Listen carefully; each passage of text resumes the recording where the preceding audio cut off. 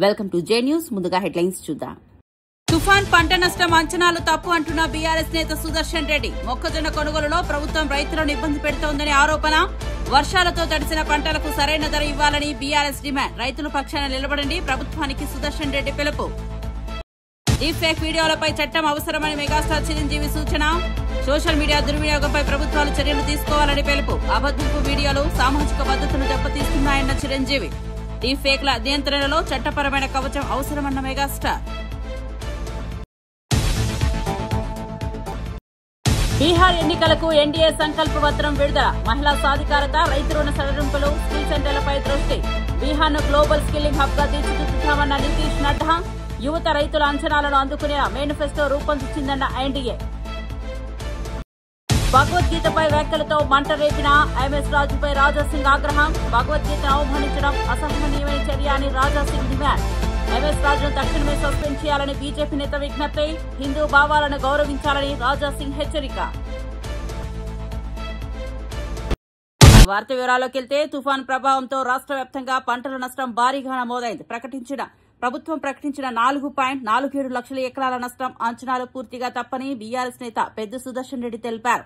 నిజానికి పంటలను అమ్మడానికి రైతులు కొనుగోలు కేంద్రాలకు తీసుకెళ్తున్న సమయంలో వర్షాలతో పంట తడవడం వల్ల పెద్ద నష్టం జరిగిందని అన్నారు. మొక్కజొన్న కొనుగోలులో ప్రభుత్వం కొర్రీలు పెట్టడం వల్ల రైతులు ఇబ్బందులు పడుతున్నారని విమర్శించారు. తేమ శాతం డ్యామేజ్లను పరిగణలోనికి తీసుకోకుండా పత్తి, వరి, మొక్కజొన్న పంటలను గిట్టుబాటు ధరకు కొనుగోలు చేయాలని డిమాండ్ చేశారు. ప్రభుత్వం వెంటనే రైతుల పక్షాన నిర్ణయాలు తీసుకోవాలని పిలుపునిచ్చారు. రైతులను నట్టేట ముంచేటువంటి ప్రయత్నం చేస్తూ ఉన్నది. ఇప్పటికీ చేతికొచ్చిన పంట ఆరబెట్టేటువంటి సందర్భంగా మార్కెట్లలో పంట మొత్తం కొట్టుకపోయి నీళ్లపాలైంది. కొనుగోలు కేంద్రాలు అక్కడిక్కడ ప్రారంభమైనటువంటి కొనుగోలు కేంద్రాల వద్ద ధాన్యం మొత్తం కూడా తడిసి ముద్దై మొలకెత్తుతున్నది. ఈ మొక్కజొన్న కొనుగోలు చేస్తామని చెప్పారు, కానీ ఎక్కడ కూడా కాంటాలు అనుకున్నంత స్పీడ్గా జరగటం లేదు. వివిధ కొర్రీల వల్ల వారాలకు వారాలు మొక్కజొన్న రైతులు కూడా ఆరబెట్టుకునేటువంటి పరిస్థితి మనందరం చూస్తూ ఉన్నాం. కాబట్టి తేమ శాతాన్ని పరిగణనలో తీసుకోకుండా ప్రభుత్వమే పత్తి కొనుగోలు కానీ, మొక్కజొన్న కొనుగోలు కానీ, వరిధాన్యం కొనుగోలు కానీ డ్యామేజ్ని పరిగణనలో తీసుకోకుండా మద్దతు ధర కొనుగోలు చేయాలని చెప్పి బీఆర్ఎస్ పార్టీ ఈ ప్రభుత్వాన్ని డిమాండ్ చేస్తా ఉన్నది. మాజీ మంత్రి జోగి రమేష్ ఏపీ రాజకీయాల్లో డైవర్స్ పాలిటిక్స్ జరుపుతున్నారని తీవ్ర ఆగ్రహంతో ఆరోపించారు. చంద్రబాబు నాయుడు, నారా లోకేష్ లను ప్రశ్నిస్తే తమపై తిరుగులేని దుష్ప్రచారం చేయబడుతోందని పేర్కొన్నారు. వ్యక్తిగతంగా ఎదుర్కోవడానికి సిద్దంగా ఉన్నానంటూ మీరు తిరుమల, విజయవాడ రాలేమని చెబితే నేనే మీ ఇంటికి వచ్చి విషయాన్ని వివరిస్తానని సవాల్ విసిరారు. ఇబ్రహీంపట్నంలోని కల్తీ మద్యం ఫ్యాక్టరీను బాహ్య ప్రపంచానికి చూపించానని, అది ప్రజా ఆరోగ్యానికి, సురక్షకు ఘాటు ముప్పు అని కలిగిస్తోందని చెప్పారు. కల్తీ మద్యం కేసులో పూర్తి పారదర్శకత కోరుతూ సీబీఐ విచారణ నిర్వహించాలని డిమాండ్ చేశారు. ఆ రోజున రాష్ట్ర ప్రభుత్వాన్ని, చంద్రబాబు నాయుడిని, లోకేష్ని ప్రశ్నించారు. ఆ ప్రశ్నించిన పరిస్థితుల్ని మీడియా మిత్రులందరూ కూడా సాక్షి. ఆ రోజు ఆ తర్వాత ఏ విధంగా ఈ కేసుని డైవర్షన్ పాలిటిక్స్ డైవర్ట్ చేయాలన్న రూపంలో చంద్రబాబు నాయుడు, లోకేష్, ఈ ప్రభుత్వంలో ఉన్న పెద్దలందరూ కూడా కలిసి ఇబ్రహీంపట్నంలో జరిగితే, ఇబ్రహీంపట్నంలో అద్దేపల్లి జనార్దన్ అతని సంబంధించిన వాళ్ళు చేస్తే, జోగి రమేష్ అనే వ్యక్తి ఇబ్రహీంపట్నం కదా, ఈ డైవర్షన్ తీసుకెళ్లి జోగి రమేష్ని ఈ కేసులో ఇరికించాలి అని చెప్పేసి 20 రోజులుగా కథ, screen play, direction, action Chandrababu Naidu, Lokesh అసలు ఇంతగా దిగజారిపోయి, అసలు ఇంతగా దిగజారుతారా మీరు? ఈ స్థాయిలో జోగి రమేష్ని బదనామా చేయాలా, వైఎస్ఆర్ కాంగ్రెస్ పార్టీ మీద నింద వెయ్యాలా? నా హృదయాన్ని గాయపరిచారు, నా వ్యక్తిత్వ జీవితం మీద బురద జల్లే కార్యక్రమానికి ఈ ప్రభుత్వం శ్రీకారం చుట్టింది. చంద్రబాబు నాయుడు, లోకేష్ శ్రీకారం చుట్టారు. వెను వెంటనే పాత్రికేయుల సమక్షంలో రాష్ట్ర ప్రజలందరికీ చెప్పా, చంద్రబాబు నాయుడు నా హృదయాన్ని గాయపరిచాడు, నా వ్యక్తిత్వాన్ని దెబ్బతీశాడు, నేను దేనికైనా రెడీ. ఫస్ట్ సిబిఐ ఎంక్వైరీ కోరాం. రాష్ట్ర ప్రభుత్వాన్ని డిమాండ్ చేశా, సిబిఐ ఎంక్వైరీ ఏమని చెప్పేసి అడిగాం. దానికి సమాధానం లేదు. సరే, దానికి సమాధానం లేదు కదా, లై డిటెక్టర్ టెస్ట్కి నేను రెడీ అని చెప్పా. ధైర్యంగా దమ్ముగా. దానికి సమాధానం లేదు.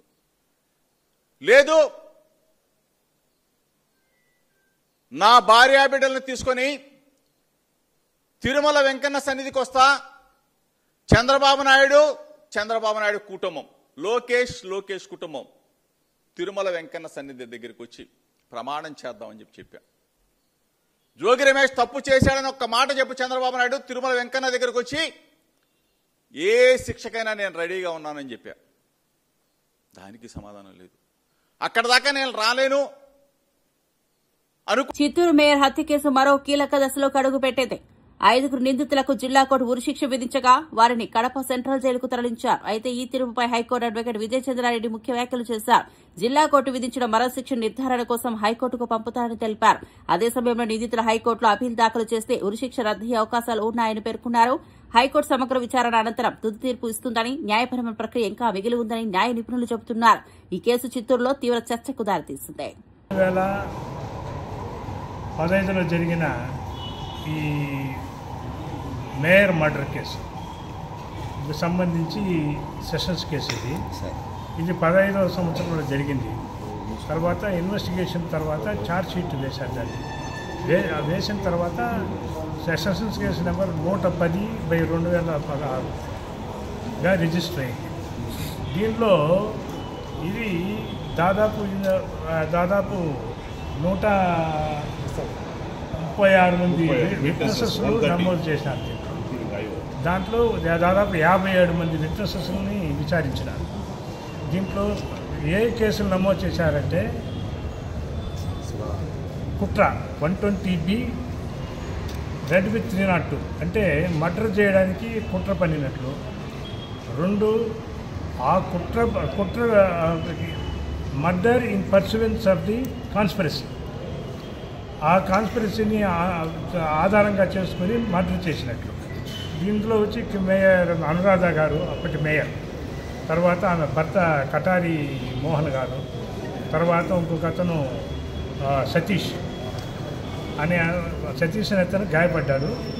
కటారి మోహన్, అనురాధ గారు చనిపోయినారు.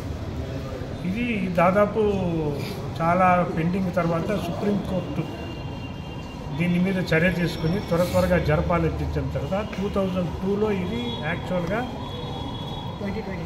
2022లో ఇది ట్రయల్ కమెన్స్ అయింది. చాలా ట్రయల్ కమెన్స్ అయిన తర్వాత మొన్న 24వ తేదీ గౌరవనీయులైన జడ్జి గారు 9th ADJ గారు దీంట్లో మొత్తం ముద్దాయిలు వచ్చి 23 మంది. 23 మందిలో ఒకరు ముందుగానే డిశ్చార్జ్ చెప్పారు, కాసారం రమేష్. తర్వాత ఇంకొకతను శ్రీనివాసాచార్య అతను చనిపోయాడు. మిగతా వాళ్ళల్లో మొత్తం 21 మెంబర్స్ని అక్విట్ చేశారు అన్ని ఛార్జెస్. దీంట్లో ఏమనంటే conspiracy, murder, 300 attempt murder, arms act absconding, next ఇంకోటి వచ్చి ఈ నిందితులకు హార్బరింగ్. ఇన్ని కేసులు నమోదు చేశారు. అన్ని కేసులు కొట్టేసి చిట్ట చివరికి 5 మందికి అంటే శ్రీరామ్ చంద్రశేఖర్ అలియాస్ చింటూ, నెక్స్ట్ వచ్చి Venkatachalapathi from Mulbagal, next A3 Jayaprakash Reddy, A4 Manjunath, A5 వచ్చి వెంకటేష్. వీళ్ళ 5 మందికి కన్విక్షన్ ఇచ్చారు 2024లో, అది 24వ తేదీ. తర్వాత దీనిపైన ఎటువంటి సెంటెన్స్ చెప్పాలా, శిక్ష ఏమి విధించాలనే దానికి 2 రోజులుగా మొత్తం జరిగింది, ప్రాసెస్ అంతా జరిగింది. నిన్న ఆర్గ్యుమెంట్స్ విన్నారు. పబ్లిక్ ప్రాసిక్యూటర్ గారు వీళ్ళకి డెత్ పెనాల్టీ వేయాలని చెప్పి ఆర్గ్యూ చేశారు. నేను డెత్ పెనాల్టీ వేసే కేసు కాదు, ఇది it is not a rarest of rare case, అర్థమైందా అని మేము ఆర్గ్యూ చేశాము. ఈరోజు తుది తీర్పు జడ్జి గారు వెలువరించినారు. వెలుస్తూ వాళ్ళకి హ్యాంగింగ్ ఇచ్చారు, గురి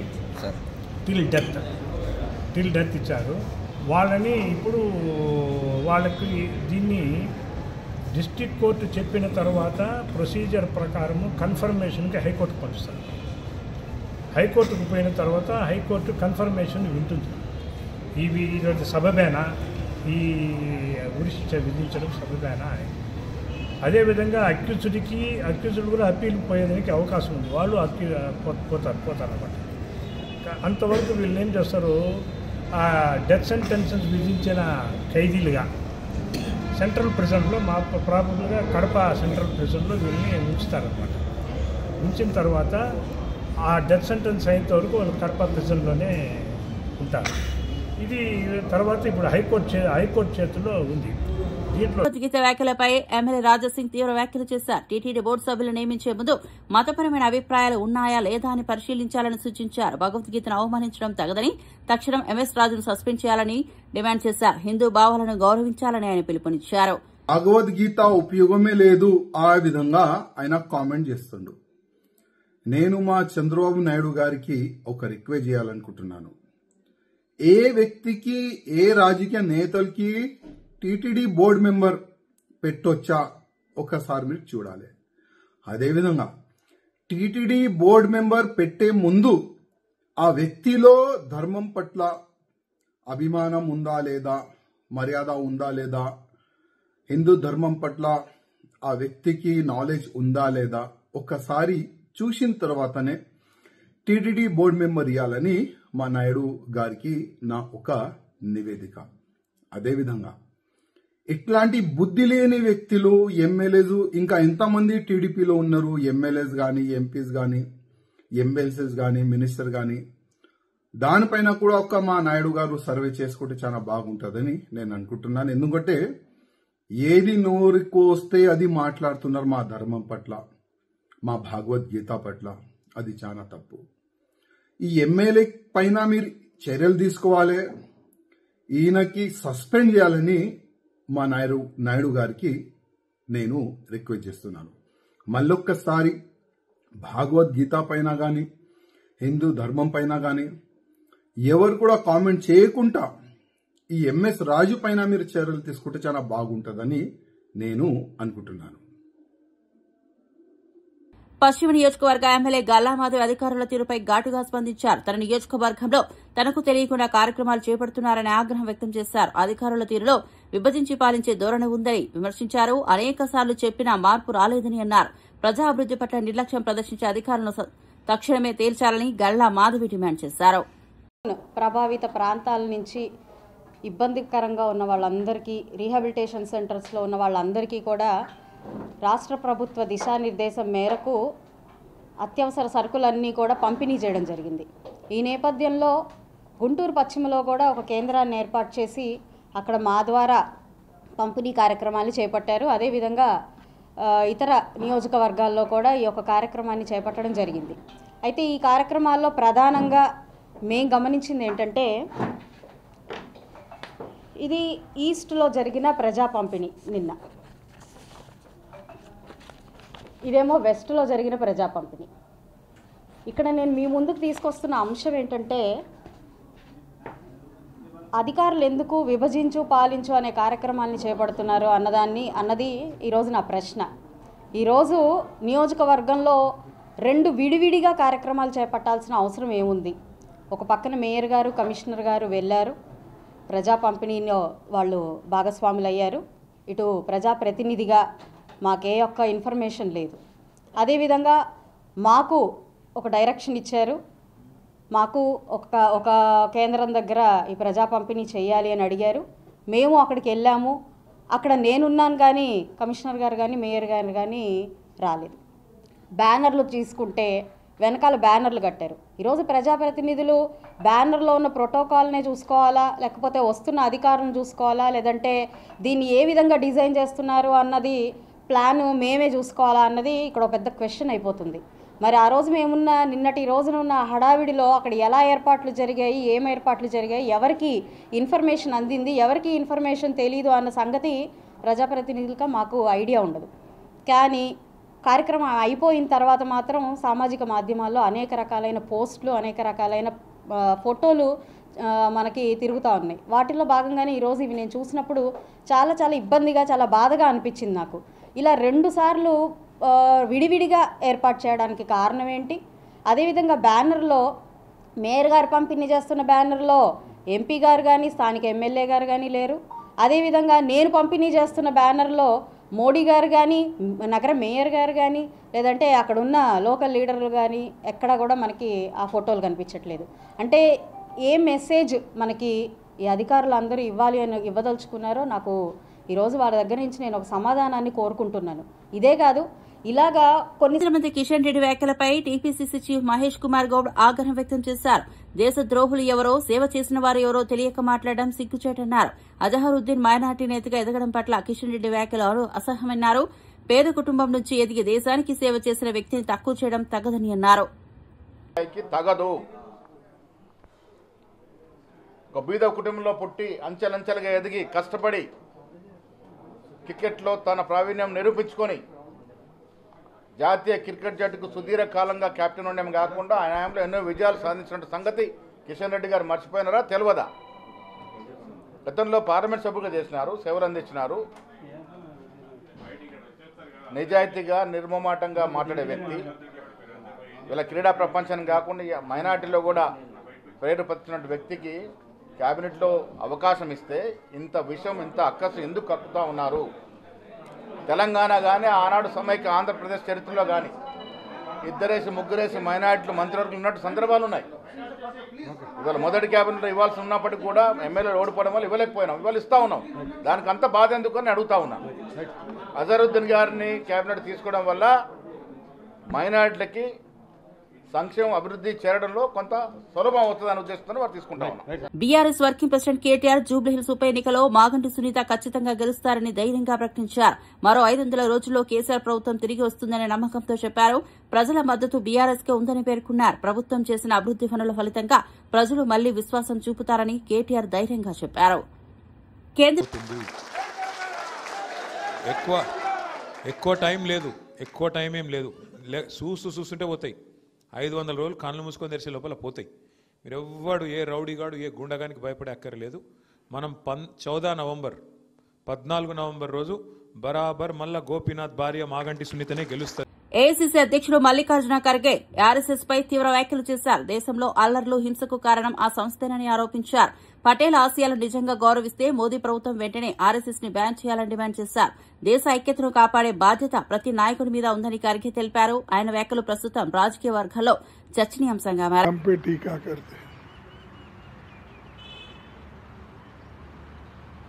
लेकिन मैं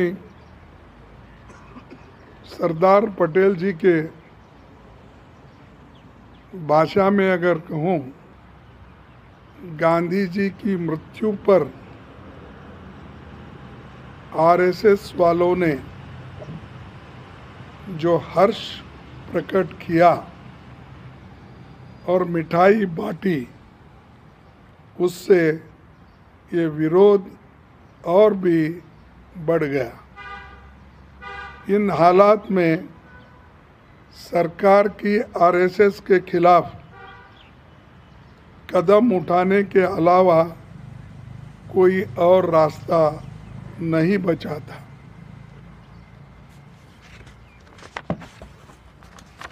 श्याम प्रसाद मुखर्जी को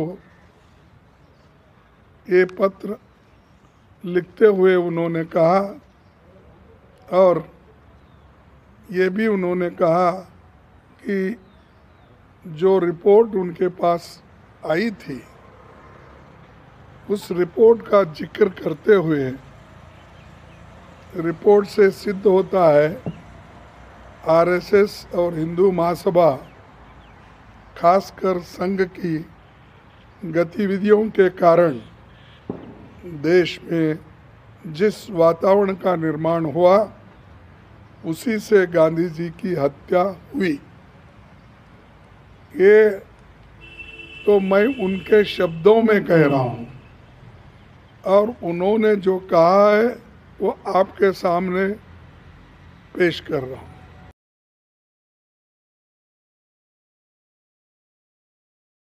సినీ నటుడు మెగాస్టార్ చిరంజీవి డీప్ ఫేక్ వీడియోలపై చట్టపరమైన చర్యలు తీసుకోవాల్సిన అవసరాన్ని ప్రస్తావించారు. అసెంబ్లీలో డీప్ ఫేక్ లు అరికట్టే చట్టాలు తేవాలని ప్రభుత్వాలను కోరారు. సోషల్ మీడియా ద్వారా వ్యాజ్యాలు, అబద్దపు వీడియోలు వ్యాపిస్తున్నాయని, వీటి వల్ల సామాన్యుల గౌరవం, భద్రత దెబ్బతింటోందని అన్నారు. పోలీసులు ఇప్పటికే అవగాహన కల్పించడం అభినందనీయమైనప్పటికీ చట్టం ద్వారానే దీన్ని పూర్తిగా నియంత్రించవచ్చని చెప్పారు. ప్రజలు డీప్ ఫేక్ నుంచి రక్షణ పొందాలంటే ప్రభుత్వం ముందడుగు వేయాలని చిరంజీవి పిలుపునిచ్చారు. పెద్ద గొడ్డలి పెట్టు మనకి దాని మీద పూర్తిగా స్పందించి అన్ని రకాలుగా ఒక చట్టం తీసుకొచ్చే దిశగా పోలీస్ వ్యవస్థ, శ్రీ శివధార్ గారు వీళ్ళందరూ కూడా ప్రయత్నం చేస్తున్నారు. అండ్ డెఫినెట్లీ వాళ్ళ యొక్క అనుకున్నది నెరవేరుతుంది. అండ్ సామాన్యులకి డెఫినెట్లీ ఇలాంటి అవాంతరం నుంచి వాళ్ళకి రక్షణ లభిస్తుంది. అంటే జనరల్ గా టెక్నాలజీ అనేది రానున్న రోజుల్లో కూడా ఎక్కువ అవుతున్నటువంటి సమయంలో అటువంటి సమస్యలు కూడా అంతే స్థాయిలో ఎక్కువ అవుతున్నటువంటి మంచి వస్తున్నప్పుడు అండి, మంచి జరుగుతున్నప్పుడు మంచితో పాటు చెడు కూడా కుట్టు వస్తుంది. మనం చేస్తే ఫిల్టర్స్ ఏర్పరచుకోవాలి. దానికి మన వ్యవస్థలు ఉన్నాయి. ముఖ్యంగా ప్రధానంగా పోలీస్ వ్యవస్థ ఖచ్చితంగా వాళ్ళు they will do there best to overcome these problems. But we have to welcome the technology, advance technology ఎప్పుడు మనం వెల్కమ్ చేయాలి. ఈ వెల్కమ్ చేసే దాంట్లో బై ప్రోడక్ట్ కొంచెం బ్యాడ్ కూడా వస్తుంది. దాన్ని ఎలా ప్రక్షాళన చేయాలని దాని మీద వాళ్ళు పూర్తి స్థాయి దృష్టి పెట్టారు. దీనికి ప్రభుత్వాలు కూడా సహకరిస్తాయి. వాళ్ళు డెఫినెట్గా అసెంబ్లీలో చట్టాలు తీసుకొస్తారు. వాళ్ళ స్ట్రాంగ్గా ఉంటారు. ఇంక ఇలాంటివి ఆటలు కొనసాగనివి కూడా చేస్తారు. Thank you. I strongly believe. Bihar assembly ఎన్నికల ముందు ఎన్డీఏ కూటమి తమ ఎన్నికల మేనిఫెస్టోను విడుదల చేసింది. జేపీ నడ్డా, నితీష్ కుమార్, చిరాగ్ పాశ్వాన్ తదితరులు పాట్నాలో పాల్గొన్నారు. కోటి ఉద్యోగాలు, మహిళా సాధికారత, రైతులకు రుణ సడలింపులు, యువతకు స్కిల్ సెంటర్లు ఏర్పాటు వంటి ముఖ్య హామీలను ప్రకటించారు. ప్రతి జిల్లాలో మెగా స్కిల్ సెంటర్లు ఏర్పాటు చేసి బీహార్ను గ్లోబల్ స్కిల్లింగ్ హబ్ గా మార్చుతామని హామీ ఇచ్చారు. పేదల సంక్షేమం, రైతు అభివృద్ది, పారిశ్రామిక వృద్ది ప్రధాన లక్ష్యాలుగా పేర్కొన్నారు. ఈ మేనిఫెస్టోతో యువతలో ఎన్డీఏపై ఆశలు పెరుగుతున్నాయి.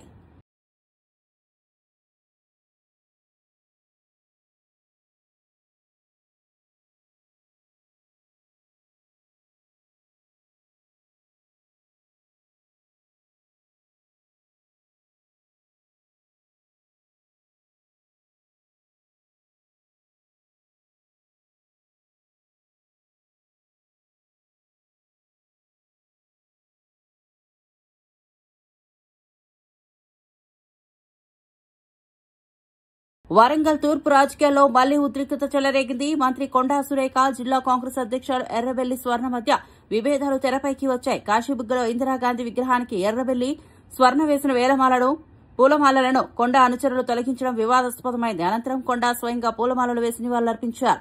ఇద్దరు అనుచరుల మధ్య ఘర్షణ వాతావరణం నెలకొంది. ఇందిరా వర్ధంతిని వేరువేరు వేదికలపై నిర్వహించడంపై పార్టీ వర్గాలు అసహనం వ్యక్తం చేస్తున్నాయి.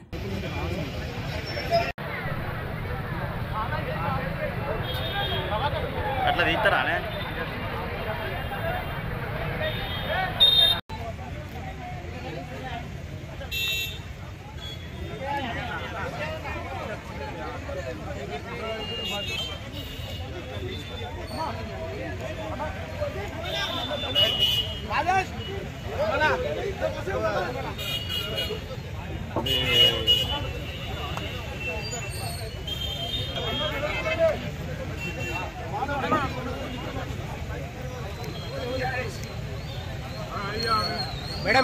విజయవాడలో సర్దార్ వల్లభాయ్ పటేల్ జయంతి పురస్కరించుకుని ఏక్తా ర్యాలీ నిర్వహించారు. ఎంపీ కేశినేని శివనాథ్, బీజేపీ రాష్ట అధ్యక్షుడు పీవీఎన్ మాధవ్ ముఖ్య అతిథులుగా పాల్గొన్నారు. ఇందిరాగాంధీ స్టేడియం నుంచి బెంచ్ సర్కిల్ వరకు ర్యాలీ సాగింది. దేశ ఐక్యత, ఏకత్వం పట్ల ప్రజల్లో అవగాహన కల్పించడమే ఈ ర్యాలీ ఉద్దేశమని తెలిపారు. పటేల్ ధైర్యం, నాయకత్వం స్ఫూర్తిగా నిలిచిందని పేర్కొన్నారు.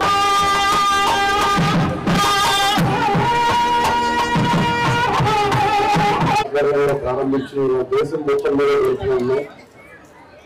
ఇవాళ దేశం ఈ విధంగా ఒక సమగ్రత, సార్వభౌమత్వాన్ని కాపాడిన మొట్టమొదటి వ్యక్తి సర్దార్ వల్లభాయ్ పటేల్ గారు. ఆయన ఆధ్వర్యంలో ఎన్నో సంస్థానాధీశులు అన్నింటినీ తీసుకొచ్చి ఈ భారతదేశం యొక్క యూనిటీని తెలియజేసిన వ్యక్తి. అటువంటి మహోనీయుడి యొక్క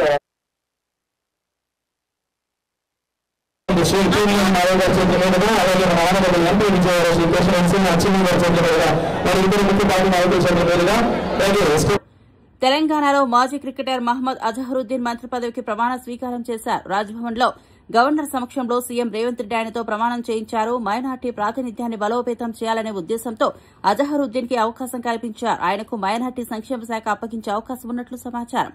అజహరుద్దీన్ నియామకంతో కేబినెట్ లో సమతౌల్యం నెలకొననుంది.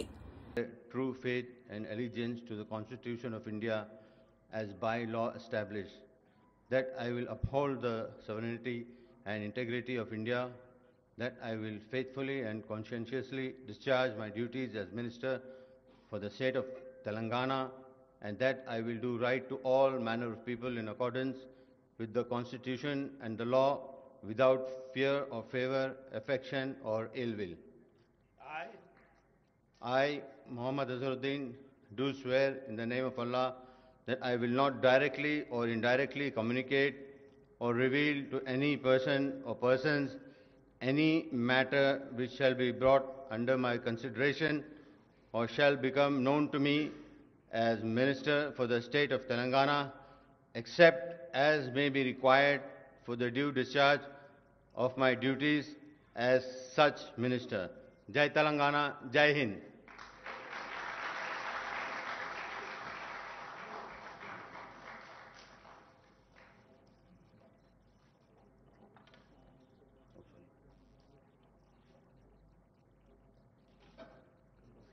బులెటిన్ ముగించే ముందు హెడ్లైన్స్ మరోసారి చూద్దాం. తుఫాన్ పంట నష్టం అంచనాలు తప్పు అంటున్న బీఆర్ఎస్ నేత సుదర్శన్ రెడ్డి. మొక్కజొన్న కొనుగోలులో ప్రభుత్వం రైతులను ఇబ్బంది పెడుతోందని ఆరోపణ. వర్షాలతో తడిసిన పంటలకు సరైన ధర ఇవ్వాలని బీఆర్ఎస్ డిమాండ్. రైతుల పక్షాన నిలబడండి, ప్రభుత్వానికి సుదర్శన్ రెడ్డి పిలుపు. డీప్ ఫేక్ వీడియోలపై చట్టం అవసరమని మెగాస్టార్ చిరంజీవి సూచన. సోషల్ మీడియా దుర్వినియోగంపై ప్రభుత్వాలు చర్యలు తీసుకోవాలని పిలుపు. అబద్ధపు వీడియోలు సామాజిక భద్రతను దెబ్బతీస్తున్నాయన్న చిరంజీవి. డీప్ ఫేక్ల నియంత్రణలో చట్టపరమైన కవచం అవసరమన్న మెగాస్టార్. బీహార్ ఎన్నికలకు ఎన్డీఏ సంకల్ప పత్రం విడుదల. మహిళా సాధికారత, రైతు రుణ సడలింపులు, స్కిల్ సెంటర్లపై దృష్టి. బీహార్ను గ్లోబల్ స్కిల్లింగ్ హబ్ గా తీర్చిదిద్దుతామన్న నితీష్ నడ్డా. యువత రైతుల అంచనాలను అందుకునే మేనిఫెస్టో రూపొందించిందన్న ఎన్డీఏ. భగవద్గీతపై వ్యాఖ్యలతో మంట రేపిన ఎంఎస్ రాజుపై రాజాసింగ్ ఆగ్రహం. భగవద్గీతను అవమానించడం అసహనీయమైన చర్య అని రాజాసింగ్ డిమాండ్. ఎంఎస్ రాజును తక్షణమే సస్పెండ్ చేయాలని బీజేపీ నేత విజ్ఞప్తి. హిందూ భావాలను గౌరవించాలని రాజాసింగ్ హెచ్చరిక. ఇవి బులెటిన్ విశేషాలు. చూస్తూనే ఉండండి